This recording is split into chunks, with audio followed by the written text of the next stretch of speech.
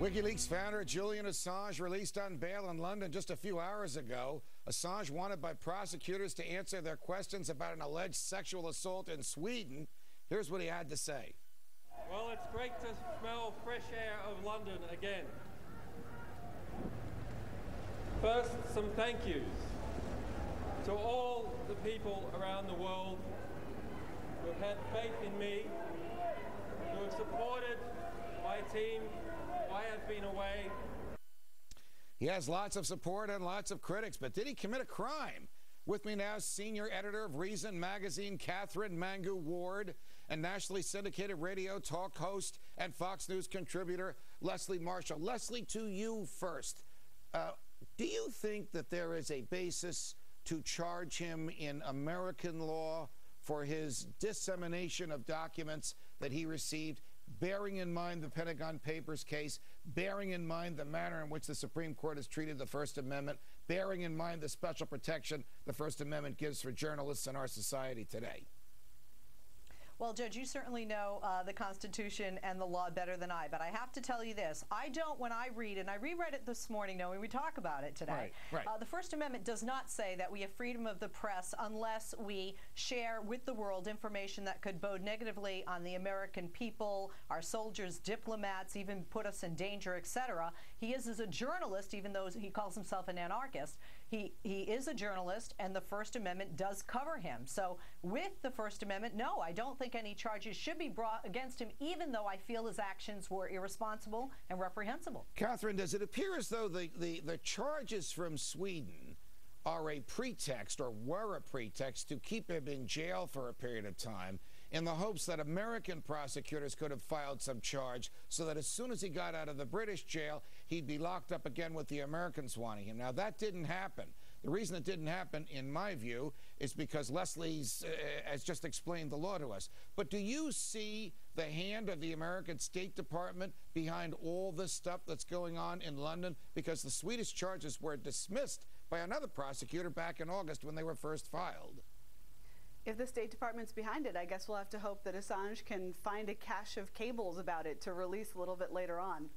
But honestly, I mean, if Assange is by soliciting and releasing information that the U.S. government would rather keep secret, if he's a criminal, then so are we on Fox News right now. So is Reason magazine. What he's doing is what a good investigative reporter on a national security beat should be doing. He's cultivating sources. He's making it easy to share. Leslie, many of the things that we learned have not been denied. I mean, no one has claimed that these are phony documents, that he made this up. So, for example, things like Secretary of State Hillary Clinton instructed special agents in the State Department to steal the credit card numbers of foreign diplomats so she could know what restaurants they were going to. I mean, if that is true, that is a crime for which both Mrs. Clinton and those who stole the credit card numbers could be prosecuted, not by this administration, but by another administration. Shouldn't we know if the government is committing a crime, albeit a petty one, in our names and with our authority? Well, Judge, I think you know that for years we were committing many crimes. They were called torture. Yes. And credit card numbers, although illegal, yes, petty. Do we want transparency, and at what cost? The American people say they want transparency. Here's transparency. What bothers me, Judge, is why are we just talking about Assange? What about somebody who violated a military code of justice and perhaps threw his comrades under the bus, literally, who are fighting overseas with providing Assange with this information? All right, Catherine, Leslie raises a very good issue, and it's another issue about government trust. The government claims that over 1 million pages of documents were stolen by one buck private. Now, I have difficulty believing that the buck private had a security clearance, had the ability to get these things, got all of them, and distributed them on his own. But the government, which has kept him locked up for 23 hours a day for the past 6 months, claims that he and he alone did this. Do you believe that? I think that the more that government clamps down on information, the more information is denied to the public, the more Assanges and the more Bradley Mannings there are going to be.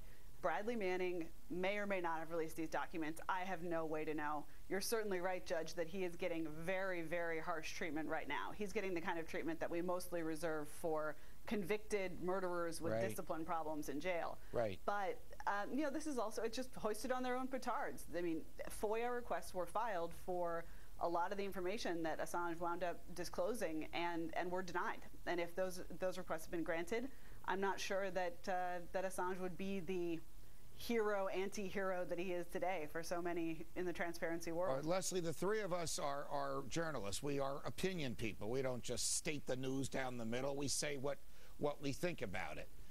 In the long run, isn't it a good thing when we know what the government has done, even if it has lied, even if it has cheated, even if it has stolen, even if it has killed in our name? As mature adults in a functioning Western democracy, isn't it better that we know these things than that we don't know them?